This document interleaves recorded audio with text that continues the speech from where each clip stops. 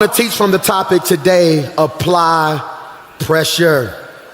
Put this in your notes if you don't mind. Applying pressure, take really good notes. Applying pressure is a colloquial phrase that means to put your best effort, attention, and devotion into a plan, place, or person. Take really good notes today. So when we say apply pressure, what do we mean, PMJ? It's right there. Applying pressure is a colloquial phrase that means to put forth your best effort, your best attention, and your best devotion into a plan, place, or person. I could have did the benediction right there. Because 3 of y'all know what it's like to put your best effort, or 3 of you know what it's like to put maximum effort into minimal people. To put maximum attention into minimal situations. I'm gonna say this and maybe you can post it if you want. I am done majoring in the minors and minoring in the majors. If it's gonna get my attention this year, it gotta be about something. That's for 3 of y'all who people keep saying, I told you what was going on with me. You didn't even act concerned. I wasn't acting. I wasn't. Because I've discovered this is your cycle. You like being needy. You like being the center of attention. This year right here, I am applying pressure. When you hear the phrase apply pressure, most times it equates to a romantic situation. All my ladies feel this. You say stuff like, if he really want me, then he need to what? Apply some pressure. Now, based off of who you are, that means 1 or 2 things. Applying pressure for some of you simply means call me, text me, let me know you thinking about me, send me some flowers, take me to Red Lobster, apply some, because if you really want me, apply pressure. What I've discovered is the people who understand their value understand what type of pressure needs to be applied. And I came today to treat you how you've been treating people, with the message from my supervisor to tell you all this screaming, praising, and praying you're doing, but you going home and ain't doing nothing. God said, if you really want it, apply some pressure. If you really believe in God, this gonna be your strongest year yet, apply some pressure. Applying pressure, put this in your notes, can also mean to overcome obstacles and excel at a task through brute willpower. This can sometimes come at the expense of loss of sleep, loss of friendships, and no free time. I'm preaching to myself today. When you apply pressure, it can mean overcoming obstacles and excelling at a task. This one line messed me up. With brute willpower. Michael, willpower. That means you ain't got the physical strength to do it, but something in your spirit is willing you to get out the bed. That's just for 3 of y'all who the last couple weeks getting out of bed to go to that job that's driving you crazy. It takes all the willpower you got. Hear me, but this sometimes came at the expense, listen closely, of the loss of sleep, the loss of friendships, and less free time. I'm applying pressure. That means there are certain people who gonna use phrases like you acting funny. You don't come around no more, I'm applying pressure. I don't have time to sit around and talk about yesterday. I'm too focused on tomorrow. I'm applying pressure. Research has shown that people who apply pressure on themselves tend to perform better than those who do not. People who apply pressure on themselves tend to perform better than those who do not. Please put this in your notes. Somebody put it in the comments for me. Self-imposed pressure can lead to increased motivation and focus that improves our productivity. Michael, self-imposed pressure can lead to increased motivation and focus that improves productivity. Applying pressure looks like insanity to the untrained eye. Put this in your notes. It's not on the screen. I want you to put inspiration. Then I want you to put dash motivation. Michael.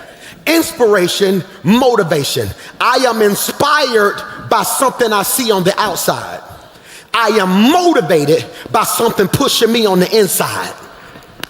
So applying pressure looks like insanity to the untrained eye. Why, Pastor Mike? Because there are 2 or 3 people in this room today and watching me online that you don't need people applying pressure on you. You finna apply some self-imposed pressure on yourself. I'm only preaching to 3 of y'all who lately you've been frustrated because where you are is not where you know God wants you to be. That's why people think you aggravated. Some of y'all got labeled mean, and people don't even realize you got one of the biggest hearts people will ever see. But sometimes I come off mean because I have these spurts where I start thinking about all the stuff I lost and all the dumb stuff I did and the time that I wasted.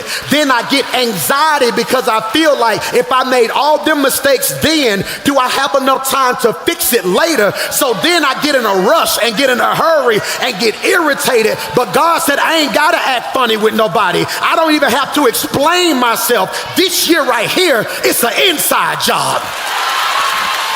That if don't nobody tell me I can make it, I've learned how to encourage. Y'all got to pray for me.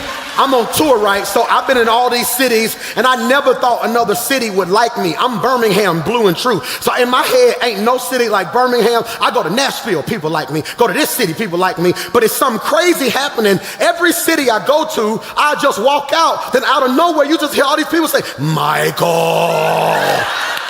Michael. I went in a restaurant, the cashier, Michael. Then one brother said, hey, I gotta ask you a question. Why you just be saying your name like that? I said I was in a pandemic and didn't have no members. I was used to my members telling me to preach. Then I realized I didn't have nobody to tell me to preach. So mid-sermon, I had to encourage Michael myself. Now they told me, all my psychologists, future psychologists, they said it's okay to talk to yourself as long as you don't answer yourself. Forget that, I'm applying pressure this year. I'm gonna be like, you better get it. I'm about to get it. What you waiting on? I ain't waiting on nothing. So you better get this money. I'm getting the money if you let me get the. And my friend gonna be like, I think they crazy. I am crazy. I can't waste another year like last year. You ought to jump up and high five both of y'all and shout, you better get it. You better. Look at your neighbor, say, neighbor, I don't even need a praise partner. I'm crazy enough to praise God all by myself. I'm crazy. How do you know you crazy? Because your praise is crazy. You be sitting there like, when I look back over my life and think things over, all of my good days, sure do. Outweigh your bad days, sure do. And I sure won't complain. You ought to jump up, sit down, and shout, apply pressure. Go get another degree, apply pressure. Go get all the money God got for you, apply pressure. Yeah, apply pressure. Pressure, am I doing all right? Pressure can burst a pipe, or pressure can make a dime. Boy, you better help me preach that thing, boy. And this is why people can't figure you out. Because if they was under the same amount of pressure you were under, they would have been exploded. That's why you walk different than everybody else around you. It's not because you arrogant. Baby, I had enough pressure on me that should have broke me, but God made me a... Hear me? Pressure, self-imposed pressure. Can you put that in your notes? Self-imposed pressure. Self-imposed pressure is different from peer pressure. It leads to increased motivation, focus, here it is, that improves, Michael, productivity. Okay, I'm gonna say this. I don't know who's gonna receive this. Y'all might not even have church in here. It's cool. Y'all should have never let me go on tour. I got a whole virtual church that like me now. I don't even got to preach to y'all no more. I mean, my virtual church. This for us, forget all them, okay? I speak by faith that this is going to be the strongest productive year of your life. It ain't because I'm worried about if I'm a fail. See, watch this. I am done. God has delivered me from the fear of failure because of what people who failing gonna think about me. Why you up at night stressing because you don't want to look bad in front of people who ain't doing nothing? Watch this. For all my LeBron haters who always say LeBron ain't one of the GOATs, let me free you real quickly. LeBron ain't the GOAT because he went to the finals and he lost. It's people hating on him because he lost at a high level who can't even get to the level he at. I'm preaching to y'all. This ain't about your haters. This ain't about your enemies. This ain't about your ugly cousin. This ain't about your mean family members. I owe myself a whole nother level of effort. 2024 is personal. Am I preaching to anybody in here? This year is personal. I owe myself another level of focus. How much more could I have done if I was locked in? How much more could I succeed if I did what I was supposed to do? I don't need a whole lot of people. I just need one person who will be in my ear, who'll be like, you said you was gonna get it. See, you got too many friends. That's your problem right there. Who pacifying you when you don't accomplish what God said you was gonna do. I just need one friend who gonna hold me accountable. I need one friend that when we get to Applebee's today, and I'm like, well, I want the sampler. Yeah, I want the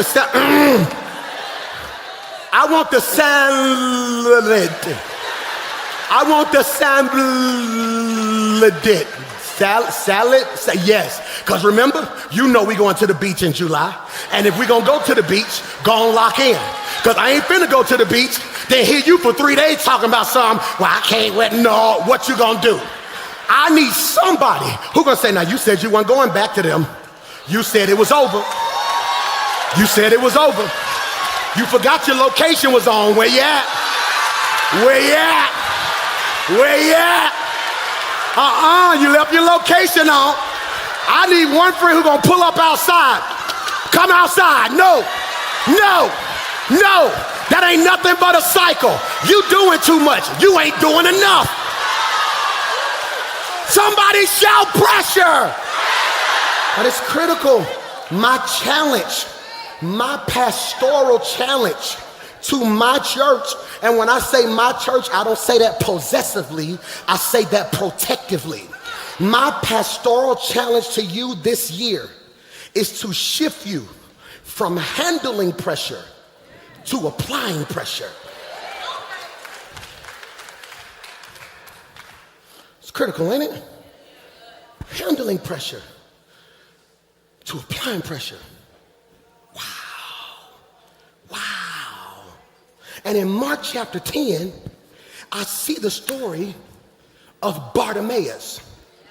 You missed it? Look at 10:46. Then they reached Jericho, and as Jesus and his disciples left town, a large crowd followed him. A blind beggar. Are you taking notes? Act like it. Put your head down. Act like you're taking notes. Make me feel good.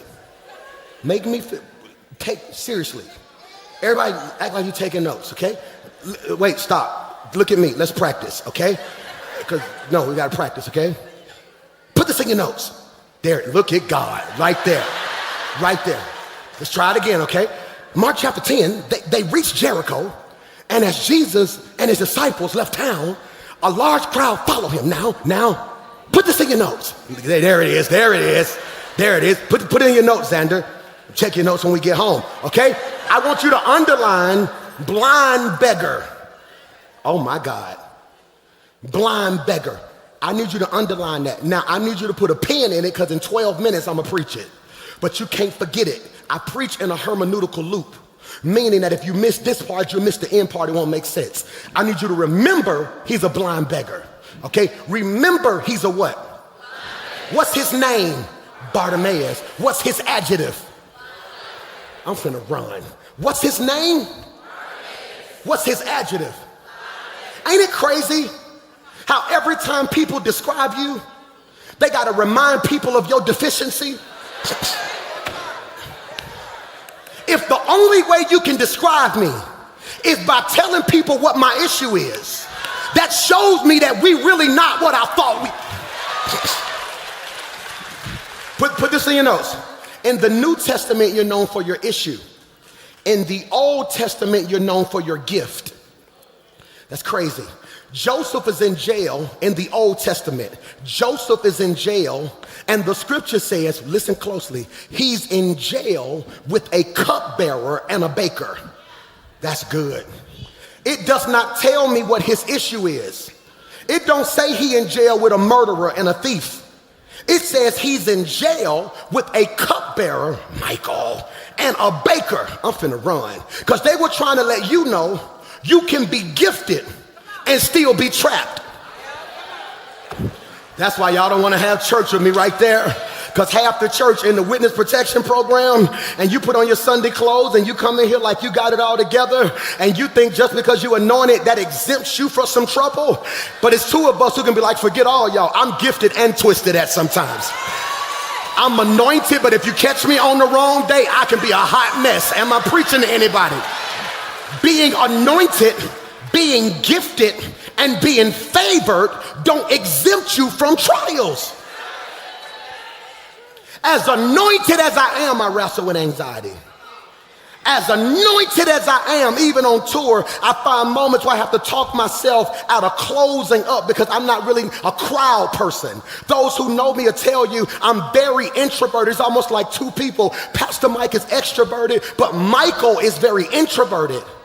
One of my doctors said it's a word called ambivert. He says you're more of an ambivert. It's almost like when you own, but when you off, you off. And I got a level of insecurity at times. That's why every night before I perform, I almost have a nervous breakdown because in my head I'm like, does anybody know me? Does anybody know the songs? Are they gonna walk out on me? Is it gonna go well? Then out of nowhere, do. And a peace come over me, but that don't mean all they see is me on stage. They don't know behind that wall. I'm having to tell myself, because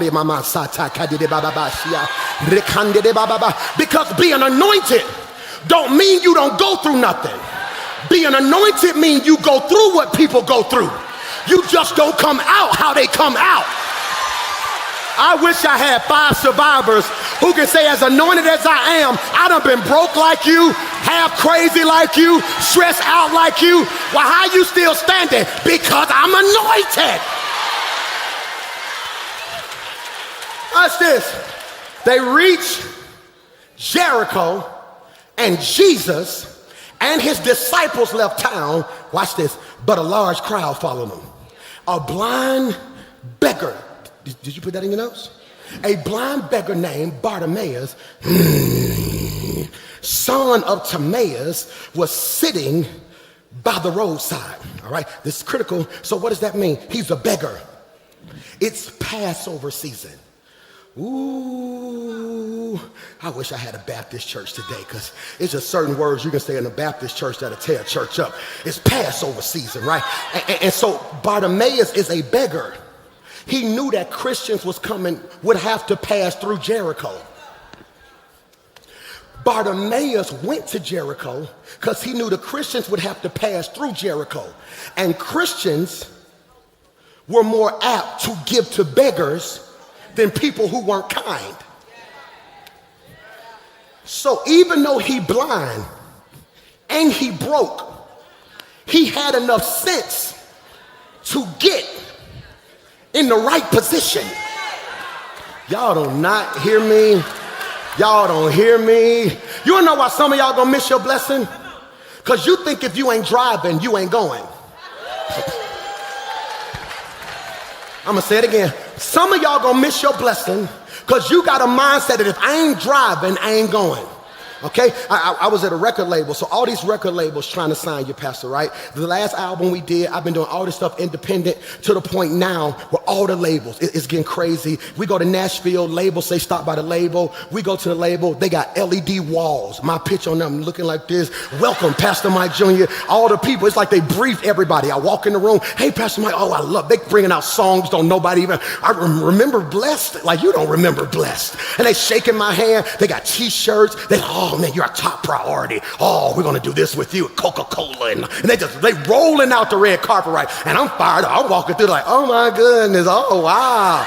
Oh my, wow, y'all got a Starbucks in here? Oh wow, like all the art, man, how you doing? Welcome to the family. And they boom, boom, boom, boom. And we sitting in there, and so they talking to me, and we done been to a couple of them now. And so I was in one of them, and they talking to me, but I'm kind of cool now. I'm like, yeah, I just don't know, man. You know, it's not really about me. You know, my life's not about me, you know, and it's, you know, it's about everybody. You know, I just wanted the people around me to be blessed. I don't know where the guy said, oh man, we believe in Da Vinci.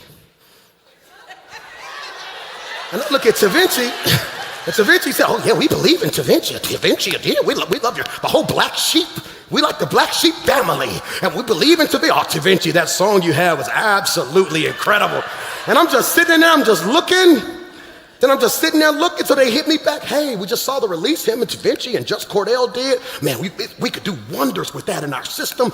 And I'm sitting in there, I'm like, oh my God, when you in position, it's gonna hit you in a minute.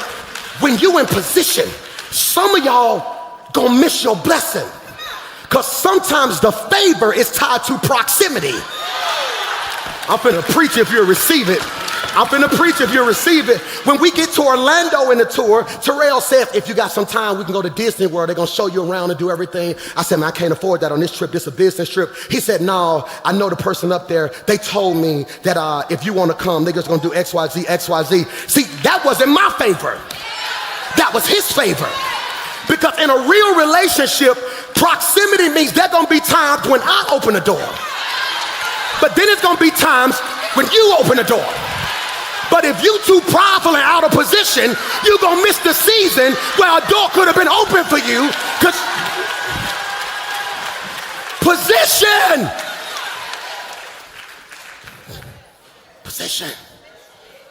All my athletes, I can tell if I'm gonna beat you off the line off your position. If I walk up on you and your hands down here, because that's what everybody do on Instagram, I know you jammed. Because your first move gonna have to be here. Which means if I walk up on you and your hands here, you out of position. First thing I can do is boom. Which means no, first thing, I gotta be my position. My posture matters. Did you catch what I just said? You.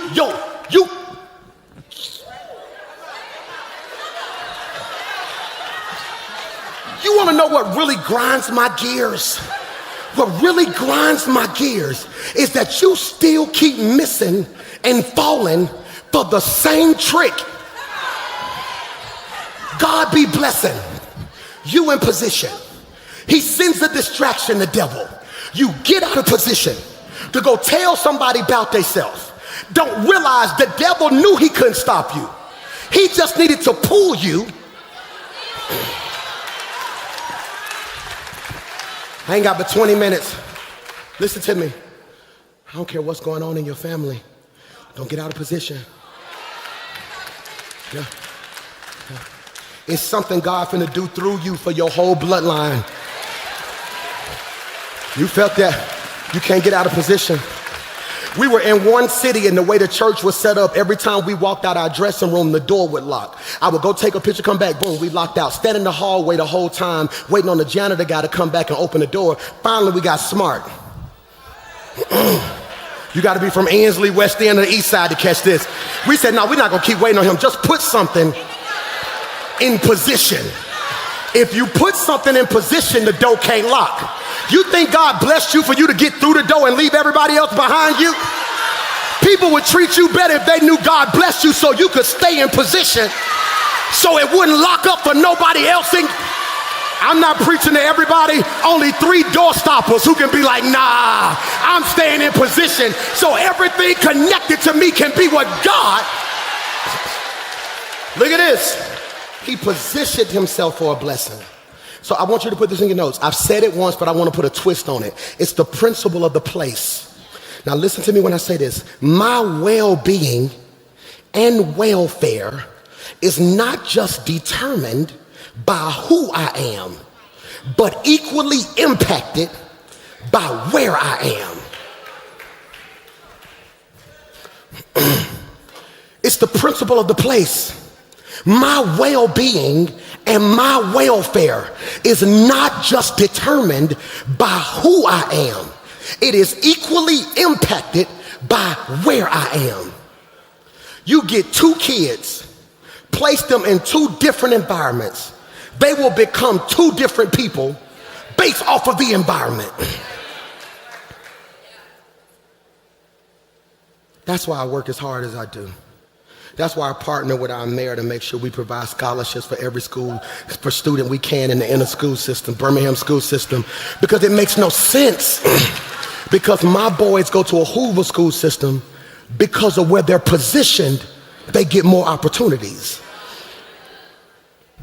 People would treat you better if they knew you had to grow.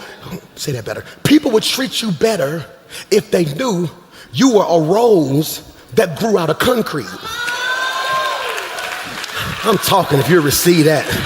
Mama, do you feel what I'm saying? People would treat you better if they realized all that you are now.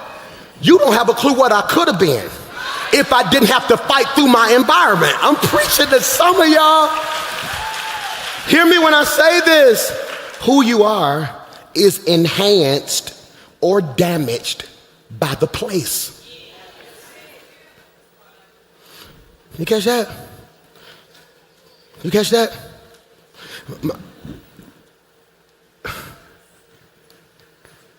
It's some places, as fun as they are, you can't go. Watch this, because it ain't a sin to be in it. I'm just afraid of what the place can cause you.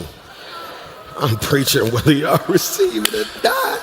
Why, Pastor Mike? Put this in your phone, put this in your notes. In 2024, I need a tour guide, not a travel agent. Michael, I need a tour guide, not a travel agent.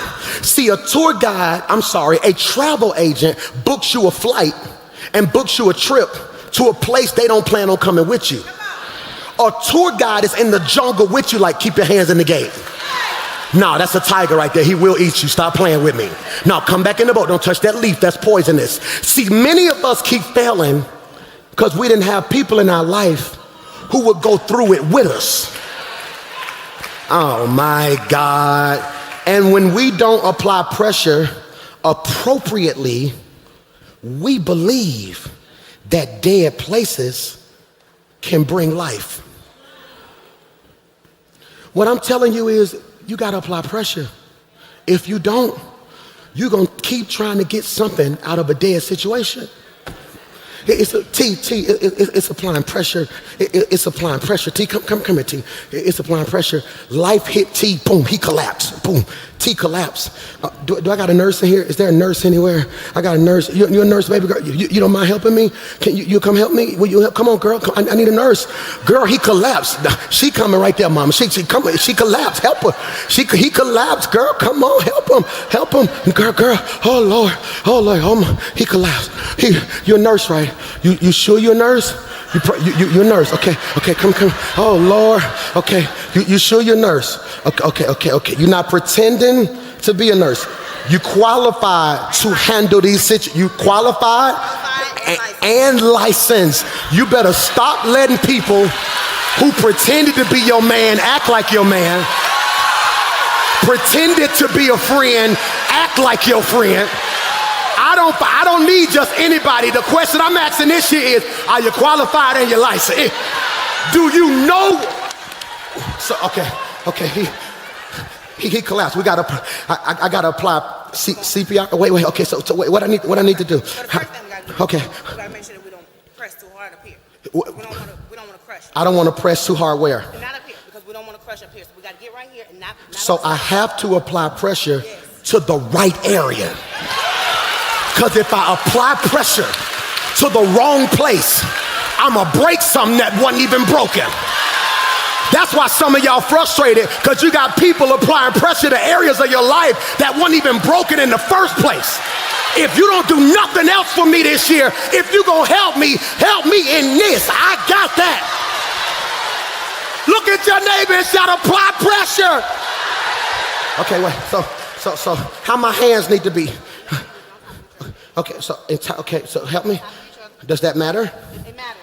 No, I'm good. I got it. Excuse, I'm good. Thank you. I'm gonna just do it like this. Huh? No. Why? We good. You can enter other places.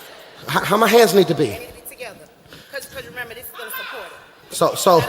So apart. No. Together. I gotta be locked in. Yeah. Friendships don't work like this. Relationships don't work like this. If we gonna work,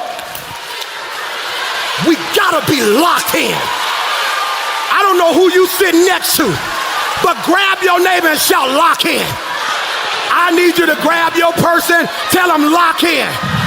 Now pull them and say, get your money, get your peace, get your joy, get your favor, get your growth. This year I am applying. Somebody shout pressure.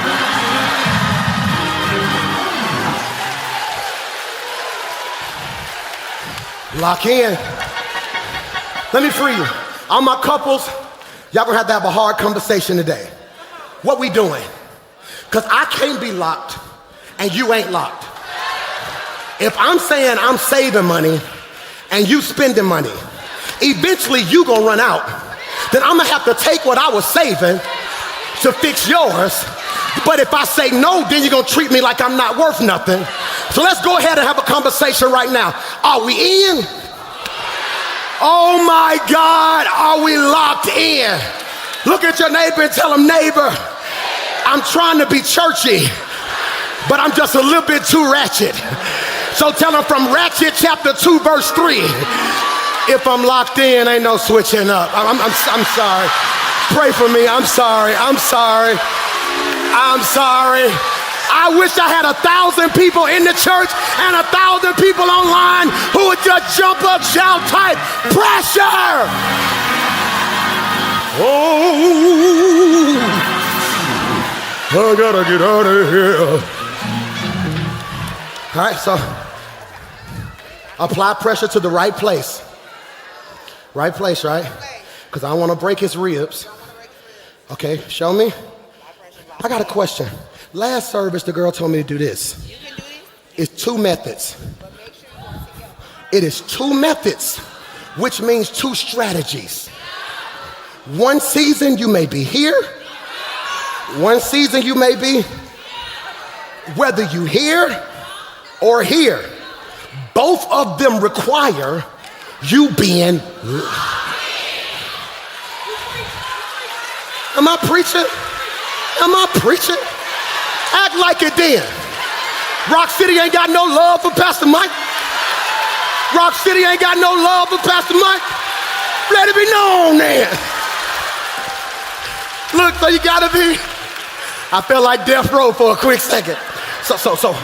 Okay, you ready? Yeah. You tell me if I'm wrong. Okay. What? You gotta get down. No.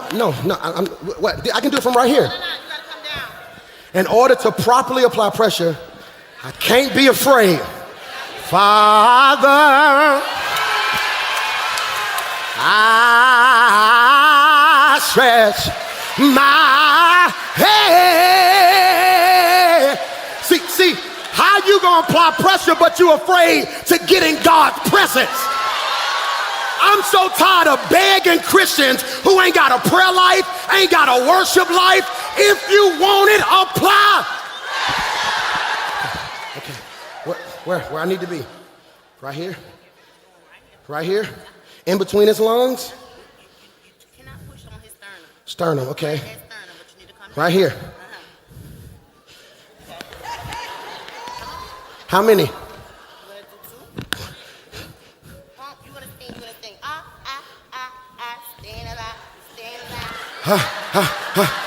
Staying alive. Stay alive. Staying alive. Did you catch that?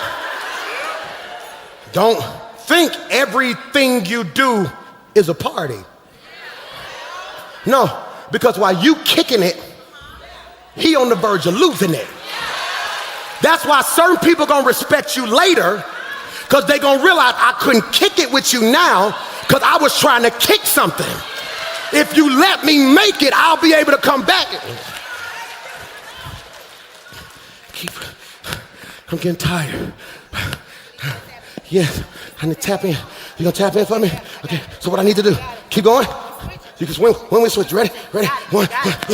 Okay, there you go. Okay, woo. I carried us the first 6 months. You hold it down the next 6 months.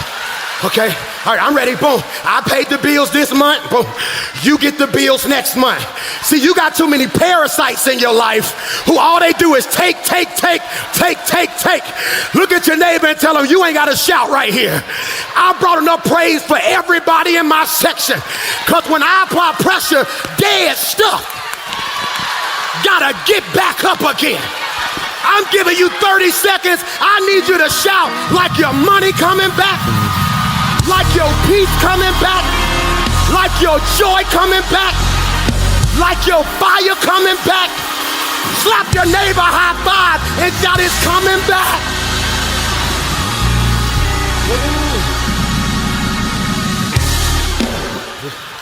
T, and we get there, it's a blind beggar named Bar-timaeus sitting by the roadside.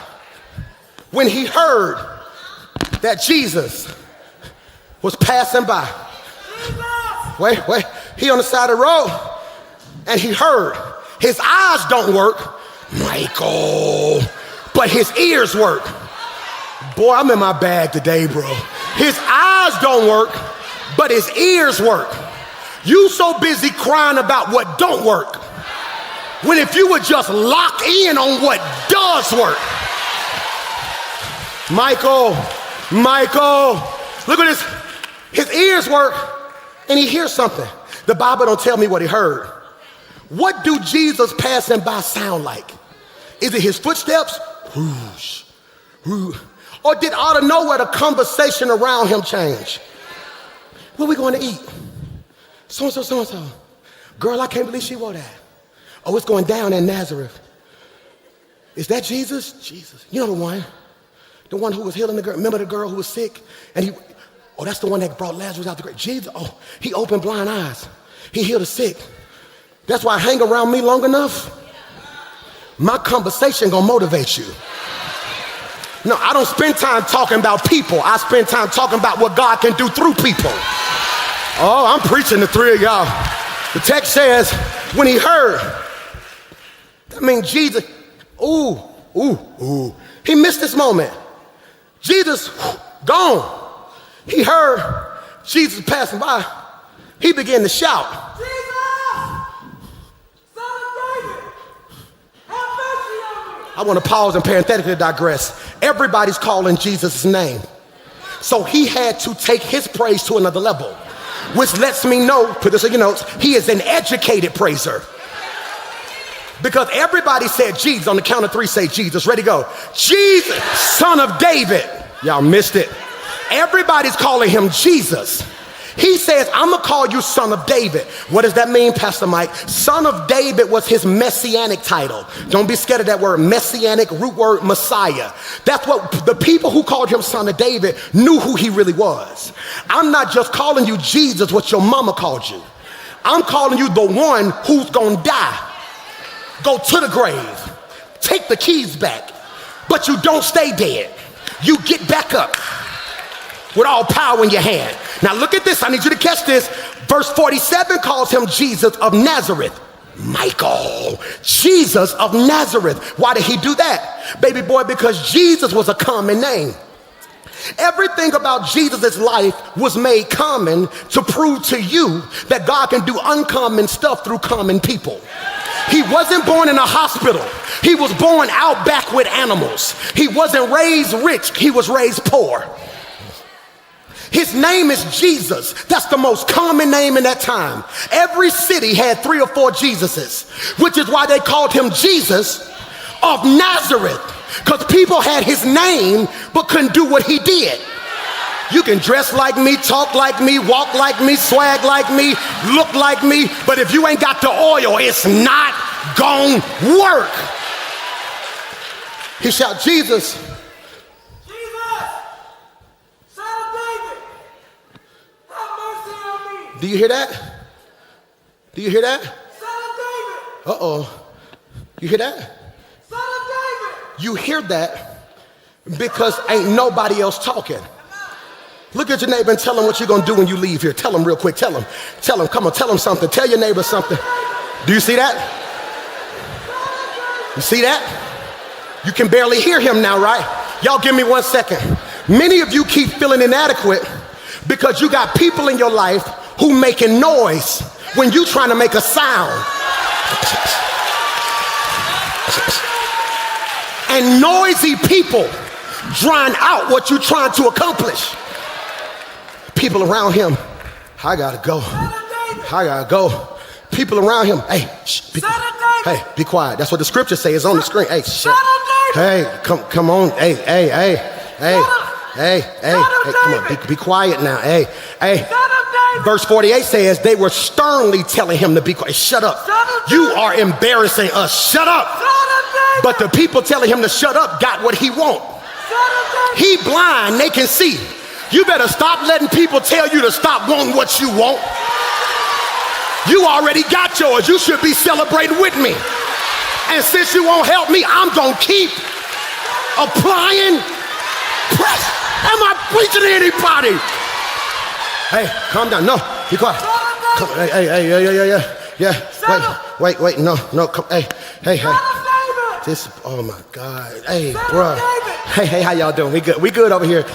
We rather act like we got it together than admit we don't have it together. See, this is why your circle keep walking away from you. But you would overflow. Y'all better overflow. Y'all better listen to me. See, because I'm the type of person who ain't gonna do this. Be quiet. I'm the type of person. Oh, that's what we doing? Son of David. This what we doing? Yes, son of David. In front of all these people. Son of David. Son of David! Son of David! Son of David! If you look crazy, I look crazy. If you want it, I want it for you. If you trying to get it, I'ma help you get it. I wish I had somebody who would just shout, everybody around me winning, Son of David. That's why, Mike, that's why you gotta be careful.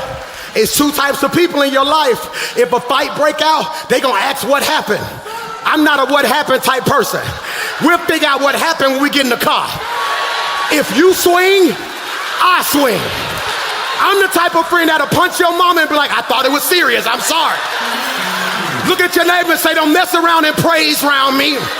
Because if I see you holler, I might just holler. If I see you shout, I might just shout. Let everything. I gotta get out of here. I'm gonna. Shut up. Son of David. He says, have mercy, Jesus. I gotta go. Just have mercy. He don't ask for grace. He asks for mercy. He said, I know I ain't worth nothing. Grace and mercy ain't the same thing. Mercy means I'm guilty of whatever they said. I did it. I'm wrong. But if you love me enough, just help me this time. I wish I had 7 folk who can put your pride aside and just shout mercy. That God, I'm guilty of whatever they said. Forget that, but I shout mercy. And Jesus says, he says, verse 49, he looks at him and he's like, right? When Jesus heard, he stopped. He shouts, what? Son of David, have mercy on me. He stops. Nowhere in the scripture does Jesus turn around.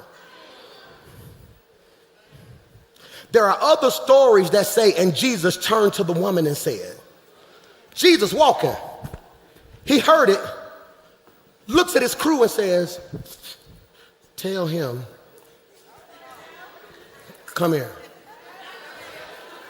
You know how boss you gotta be to have somebody yelling at you over here, but you never address the person who need it. You address the people on your squad. Some of y'all mad at God because you prayed, but then God didn't answer your prayer because you think he's not gonna answer it because he ain't talk to you. Sometimes God ain't got time to talk to you. He's talking to the person who's gonna make it happen for you.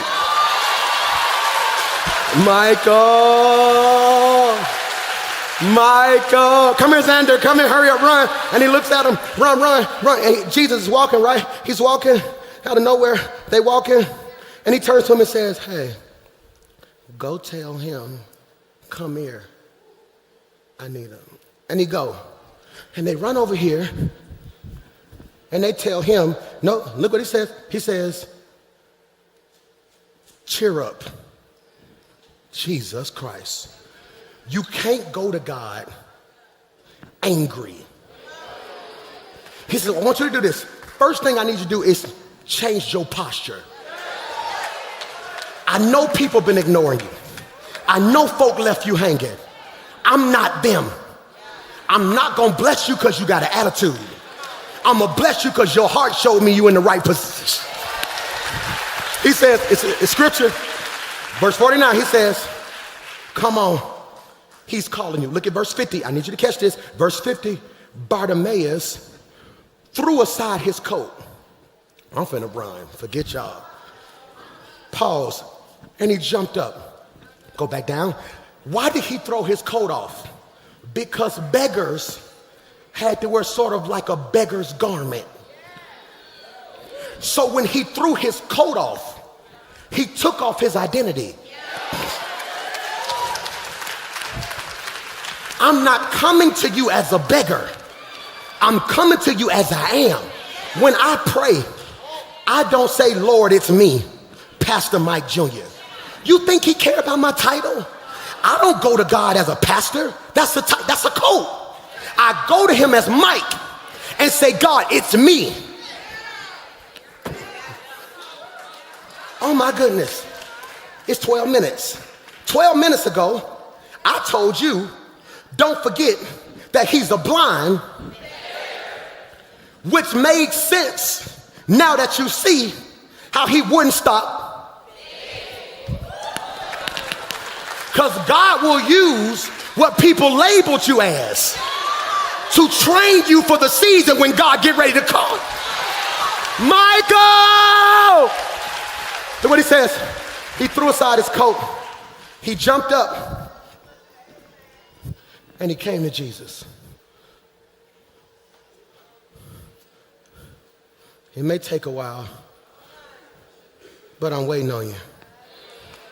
And when he gets to Jesus, Jesus says to him, watch this, what do you want me to do for you?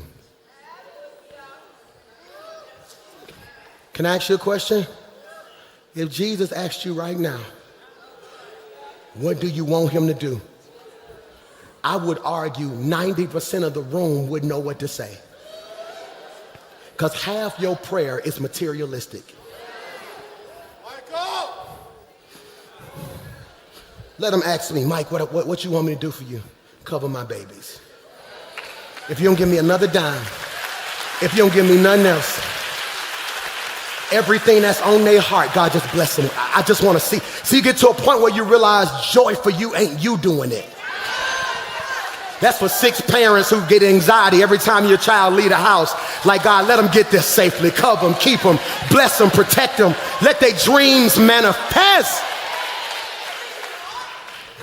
He says, what you want me to do for you?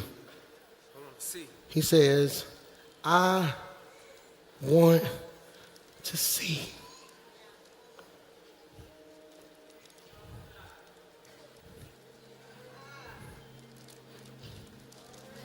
He a beggar. All this time he been asking folks for money, for food. But when he get in the right presence, Watch this. If you open my eyes, I can get my own money. Hey, boy, if you open my eyes, I get my own money. I can get my own food. That's why some of you get a bad rep. I hate when people say something like they always begging. You know how much pride I had to let go to ask you for something? No, he says, and Jesus says to him, thank you, X. He says to him, he says, go, for your faith, listen to me, has healed you. Instantly, the man could see. It's critical. It's critical. It's critical. So I'm going to show you something. He's blind. I'm going to show you something. You ready for this? The last brother who was blind, he put mud on his eyes. Jesus don't touch him. Because every miracle ain't identical. The way he do it for you ain't going to necessarily be the way he... God don't specialize in cookie cutter breakthroughs. Look what he says. He said, tell me what you want. You want to see. Go. Your faith has healed you. Your faith. Your faith has healed you. Look what it says. Instantly, I'm finna pause. I be needing like, and one day God gonna bless us with a church big enough where I can preach 3 hours. I be needing all 3 hours because my brain is just in overload. I ain't never seen that before, D. Like, look at, I'm gonna see if y'all see it. Look at this. And Jesus said to him, go, your faith has healed you. All right, I'm gonna see which word make y'all shout. Instantly. Instantly. Nope, that ain't what made me shout. Which one? He followed. Nope, nope, nope, nope. Who, huh? Your what? No. Huh? Nope. All right, all y'all wrong, be quiet, just be quiet, all of you wrong. He said all of it. Watch this. I'm gonna read it. And Jesus said to him, go, your faith has healed you. Instantly, here's what blessed me. The man.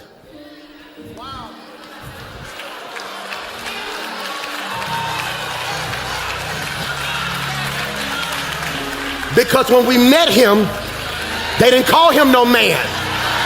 They call him, that's blind, begging, Bar-timaeus. But deliverance makes people see you for who you really. I am not what I did. I am not who I used to be. Instantly, the man could see. And he, watch this. Jesus tells him, man, you can go. But he's like, nah, wherever you go,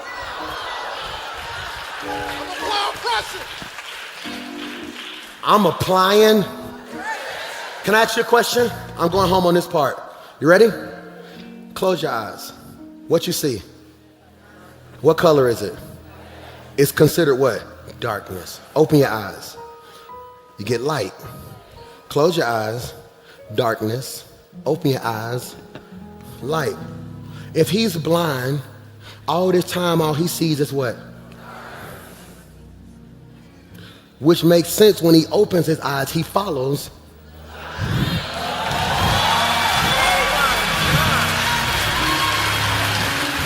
He like, nah, now that my eyes are open, this ain't nothing but darkness anyway.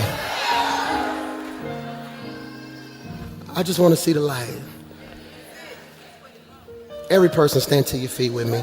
In overflow, stand to your feet with me, don't leave. Even if you're watching at home, stand up in your den. I mean this, it means a lot to me. Take somebody by the hand, everybody holding somebody's hand. I'm applying pressure today. You may be here and you don't know Jesus. And I mean this from the bottom of my heart. Falling in love with Jesus is the best thing I ever did. I mean that. Best thing I ever did. Plans go left. Things don't always work out. God has been the most consistent part of my life. If you're in this room and you don't know Jesus and you want to get saved today, just squeeze your neighbor's hand. Maybe you're in this room and you saved, but you slipping. Maybe you're in overflow, you saved, but you slipping. Watching online, you saved, but you slipping. Before the pandemic, I got baptized in front of my whole church in Forestdale because I wanted to show my church just because I'm the pastor don't mean sometimes I don't need another dip. Let me free you. A hoopty and a Bentley both need oil changes. Which means it's possible to be saved and your transmission slip. Sometimes life be life, man. If you in this room, online, in overflowing, Pastor Mike, I'm saved, but I've been slipping. Just squeeze your neighbor's hand. Just comment, hands up in the comments. We want to pray with you. Father, you had somebody squeeze your hand, just lift it high. I pray for every hand lifted. I speak by faith, God, that you will give them a fresh start and a new beginning. God, like the psalmist said, create in us a clean heart. God, now that I'm 40, that just means so much more to me because he didn't ask for a new heart. He said, just clean the one I got. Creating me a clean heart and renewing me a steadfast spirit. God, I come against distractions. I come against hurt. I come against anxiety. I come against pain. I come against this pressure that some of us can't even quantify that makes us feel like we running behind schedule. You know, it's this pressure that makes us feel like we got to get it, we got to get it, we got to get it, we are on pace, God. God, I thank you right now that you're giving us what eyes have not seen and ears have not heard. I come against all physical ailments, pains and body aches, sickness and disease. I come against mental and emotional anxieties and different proclivities, past traumas and trauma bonds and the things that hold us back. Father, in the name of Jesus, our answer will forever be yes. Yes to your will, yes to your word, and yes to your way. Now, devil, I know you eavesdropping, and you're going to send a distraction this evening. I plead the blood of Jesus from the top of our heads down to the soles of our feet. I am a prayer warrior. I am a giver. I am a tither. I am consistent. I am focused. I will produce. This is the strongest year of my life. It's in Jesus' name. Somebody give God your best praise right there. Before you leave, let me make this announcement. If you're watching online, watching in the room, watching in overflow, I told you guys, your pastor crazy. Who can look at me and just tell he a little crazy? Anybody? Who want to invite me to the barbecue tomorrow? Because you know it'll be fun. Anybody? Hear me. Your pastor pulled a crazy move. All of this was wild. Hear me. They wanted millions upon millions upon millions upon millions upon millions upon millions upon millions of dollars for all this stuff, churches and all this stuff. I just had crazy faith. I said, you know what? We're going to make this thing happen. It's so crazy that when I entered into the deal for all this stuff, I started fixing stuff like it's already ours. Devil is a liar. I'm excited. Last Sunday, I was on my way to church and the plane just wouldn't start. They brought us off the plane, did all this other stuff. I tried to find somebody with a plane. I got to get to my church. I'm finna get fired. I've been going 4 weeks. And I felt like God, it's something about 40. I don't know what it is. You just get a peace about stuff. I was like, God, I want my dad to preach today. And with the word my dad gave, just Jesus. I got a blessed family, man. I mean that. Monday when we get to Birmingham, I'm tired. And those who know me know I kind of got certain physical conditions where after a while my body almost stop moving, like bones, and I can barely move. And I was hurting. Tiffany called me. She said, "You busy?" I was like, "I'm tired, not today." She said, "Oh, I thought your hand would work at least." And you know me, I'm a hypochondriac. I was like, "Was it something? Did they not tell me something?" She was like, "No, it's just some papers they want you to sign." I was like, "What papers?" She was like, "I got good news. The banks, everybody called. We have officially purchased not just this building, the whole dorms next door, the football fields. It's a done deal, y'all." Hey! So let me tell you the vision. You can leave that up right there. So what you see now is close to 100,000 square feet, all that parking lot, all the recreational fields in the back, them hours too. If you look right here, these dorms right here, we closed the deal on those dorms right there. So let me show you something. Take, for instance, my family who came from North Carolina, Ohio. Say if you're all my virtual members, say you want to come to church and, I want to be a blessing. My dream is for this first dorm right here, the one that's right there by the entrance. What we want to do with that one is we want to fix it, renovate it. I know it may not be a 5-star hotel, but a strong Holiday Inn type, a strong Comfort Inn. Hey, is that all right, girl? Just a strong, we won't have no room service, but a couple snacks.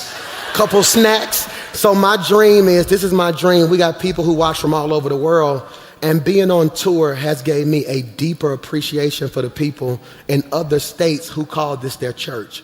So my dream is, not only did we close the deal on all that, the president of the banks told us, they said, Pastor Mike, you are hands down one of the most responsible leaders we have ever seen. How we manage our finances, how we do certain things. People with a church our size makes a whole lot of money. They saw my payroll, it was like, you all right? I was like, for me, I just always felt like if I honored God, he would do the rest, So hear me when I say this. Not only did we close the deal on all this stuff, watch this, y'all. This is so crazy. They gave us close to $500,000 drawer, so they're gonna give us a construction budget to fix the dorms right there, y'all. So I'm excited about that. Yeah, so I'm excited about that. That second dorm, we're gonna do something called a create house, because I always wanted space for my entrepreneurs to get offices. I want the kids to get out of school and be able to come up there and hang out, all that. So it's 96 dorms. We're about to start working on that and putting in permits to start fixing that. You see number 3? Well, we found out it was a whole house and more land connected to all the property. So we own that house and all that land right there too, y'all. Also, I got some more news for you. Remember that church in Central Park? Paid that off in full this week right there. So I'm excited about it, Dre. So pause that for me, Dre. That's right there. If you can pause that shot, that church right there is right there on Bessemer Superhighway. It was given to us because I wanted to save the school. So we saved the school, but that building right there, it was a mess. I never spoke about it publicly because I'm just not that type of person. Whatever decision I make, I'm gonna stand 10 toes down on it. But that building was horrible. It's in horrible condition. No matter what I do, if we fix one thing, it break everything else. So we were able to pay that building off. That open cement area, the parking lot area, that's Bessemer Superhighway, right? That's like owning property on Boardwalk if you play Monopoly. So we're getting calls from all type of developers who want to put a strip mall there. They want to put houses right there in the grass, yada, yada, yada. I'm not sure what we're going to do. My heart is more so for people. So I need you praying. We're going to start putting together some type of business team in our church to help us make good decisions, because from my heart, there's so much in Ainsley. I grew up around the corner from this place. I would love to some kind of way renovate the functional side of it and almost have like an incubator hub for business owners on that side of town. So we're doing all that we can. So I'm so excited about that. Here's the great part. We didn't have to stand up and raise extra offerings. I didn't have to put the thermometer on the screen. Everybody just did their part. So I just want to say thank you for that. So sometimes when you see your pastor all over the world doing this right here, I be working, man, making sure our school can be paid for. I'm excited about that. We were able to bless all of our students. I'm going to say this. Rock City Prep may be one of the coldest Christian schools in the country. My kindergartners probably can outread your 5th graders. And that's not a slight. I'm telling you, we kept the classes small so each student can get exactly what they need. So if you have a child and you don't know what you're going to be doing this summer, we're doing some enrichment programs. I'm not sure if we're doing them here. I'm going to make it this. We're going to try to do them in both places. I got enough teenagers who we can help. You figure that out. I'll let y'all figure that part out. But they got teenagers who sitting at home this summer. Who got teenagers sitting at home this summer? We can give them some type of stipend to come do something with the kids. I'm going to figure that part out. But hear me, there's some great things happening at this church, and I just want to tell you thank you for letting me be the leader that God called me to be. Number two, I want to say thank you personally for y'all letting me go on a tour. And I know people will say, you grown, ain't nobody let you do nothing. No, your church vote whether you like it or not. Had y'all stopped coming, that tour would have been canceled on the second week. Pastor Mike, John chapter 5, verse 6. Come on, let's give God praise. I just want to say thank you from the bottom of my heart. I hear horror stories like pastors can do this, can't do that. Y'all, I really believe y'all love me just for who I am, and that means the world to me. So I just want to say thank you to each and every one of you. Keep me in your prayers. I'm going to be right back here Sunday, I believe. I'm excited about it. We got it worked out now to where no matter where I'm at in the world, they getting me back for church. So thank y'all for giving me them first weeks to figure out how to do all this stuff. Thank you so much. I love you from the bottom of my heart. Were you blessed today? Amen, man. Thank you so much. One of my members gave me the best compliment, but I think it was a diss at the same time. She said, I told somebody, my pastor, T.D. Jakes and Frankie Beverly. I was like, what? I'm like, all right, cool. Give me a white hat and a white linen outfit now. So God, our answer will forever be yes. Yes to your will, yes to your word, yes to your way. I pray for travelers' grace and arrivals' mercy. God, I pray a simple prayer, and that's, Lord, your will, nothing more, nothing less, nothing else. It's in Jesus' name we pray. And everybody said, we're throwing it to you guys. I love you so much. We are.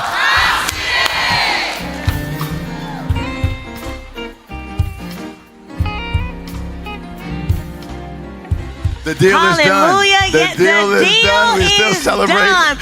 Rock City, if you're excited to have Pastor Mike back in the building, once again, let me hear you make some noise. Yeah. Online, nearly 10,000 people were tuned in worldwide. It shows that we are truly loving God, loving people, and making a difference in a real way. What stood out to you from today's message? First of all, it was so incredible.